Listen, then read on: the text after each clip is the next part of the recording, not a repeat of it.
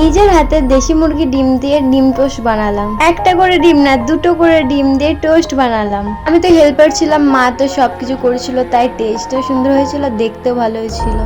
ঠাকুরের সিংহাসনে লাইটটা দেওয়ার পর তো পুরো লুকটাই চেঞ্জ হয়ে গেছে। ঘুম থেকে উঠেই তো আমি প্রথমে হেয়ারে অয়েলিং করতে বসে পড়েছি, কারণ শ্যাম্পু থাকলে চুলগুলো তো এদিক সেদিক বেরিয়ে যায়, তাতে আরো গরম লাগে। তেলটা লাগিয়ে মাথাটা ভালো করে বেঁধে নিলাম। এবছর মা অনেকগুলো আচার করেছে, ওগুলো রোদে দিয়ে আসলাম। তারপর আমি ব্রেকফাস্ট করতে বসে পড়েছি। আগের দিন মা ঘুগনিটা বানিয়েছিল, আজকে গরম করে নিয়ে নিলাম। কি টেস্টি ছিল ঘুগনিটা, তার মধ্যে একটা চপও নিয়ে নিয়েছি। ও কি টেস্ট ছিল।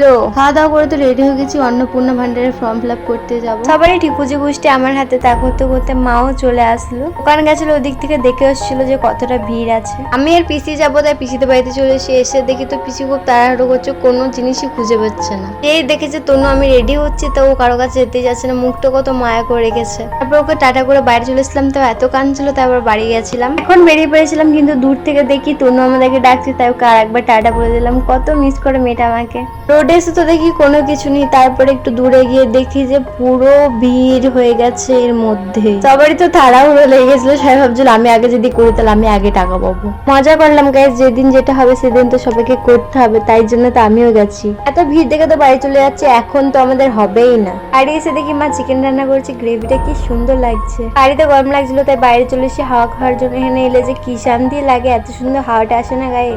তারপর পাশে তনি বুড়ি ছিল, ও থাকলে তো আমার আর কিছুই লাগে না।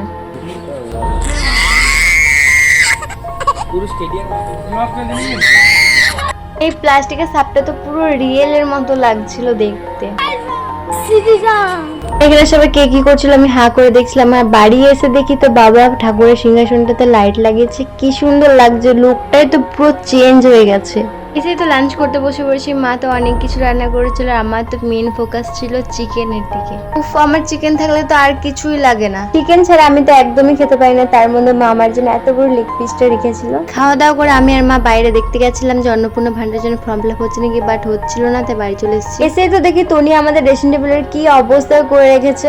ও তো একটু একটু করে বড় হয়ে যাচ্ছে, তাই ওর জন্য সামনে ড্রেসিং টেবিলে কিছুই রাখি না আমরা। সারাদিনে আমরা তো মেয়েটাকে ছাড়া কেউ থাকতেই পারি না, আর ও আমাদের কাছে ছাড়া থাকতেই পারে না। ওকে নামিয়ে দিলে ও ঠিক টুক করে আমাদের কাছে চলে আসে। ও দেখছে পিপির ড্রেসিং টেবিলটা গোছাচ্ছে, ও নোংরা করার জন্য চলে এসেছে। আমার শখের ড্রেসিং টেবিল, আমার তো একটুও নোংরা পছন্দই না। তনুকেও দেখাতে নিয়ে এসেছিলাম আমাদের সিংহাসনটার নতুন লুক। এটা আমার এত ফেভারিট, এটা ছাড়া তো আমি থাকতেই পারবোই না। আমার বোন তনুকে কিভাবে নিয়েছে দেখেই তো হাসি লাগছে। এমনিতে কোনোদিন চা খাই না, বাট আজকে চায়ের জন্য এত ক্রেভিংস হচ্ছিল, তাই গরমের মধ্যে চা খেয়ে নিলাম।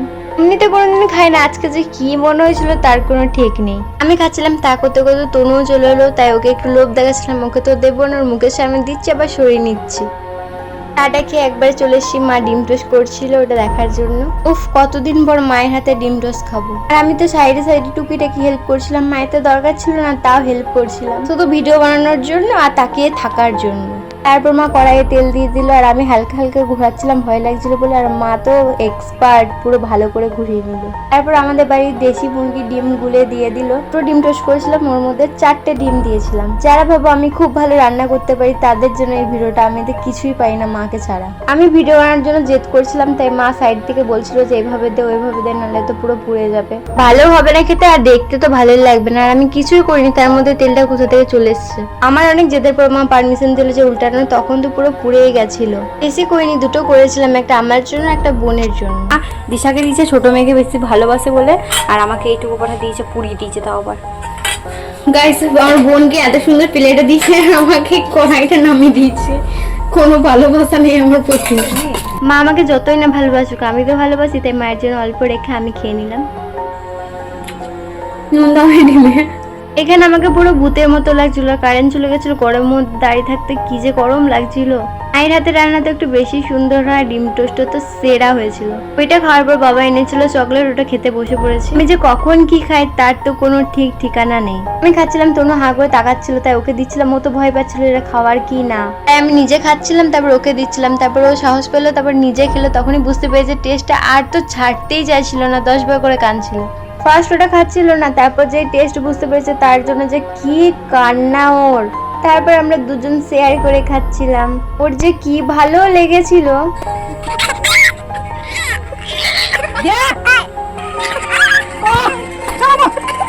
তারপর আমি আর বৌদি মিলে বেরিয়ে পড়লাম, কিছু দরকার ছিল ওটার জন্য।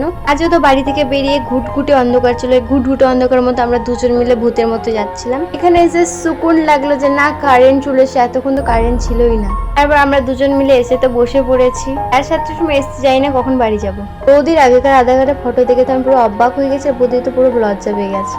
আমরা যখন এসেছিলাম তখন তো ভিড়ই ছিল না, আমরা দুজন মোটে ছিলাম। তারপর দেখতে দেখতে এত ভিড় হয়ে গেল, এর মধ্যে যদি আমি করতে এলাম তাহলে তো আমার 10টায় বেজে যেত। তাই বৌদি দিকে করে নিল, তারপর আমরা দুজন মিলে বেরিয়ে পড়লাম। আমি তো ভেবেছি কালকে 4টার সময় এসে করে যাবো, ফাঁকায় ফাঁকায় এত ভিড়ে করতে তো পারবোই না।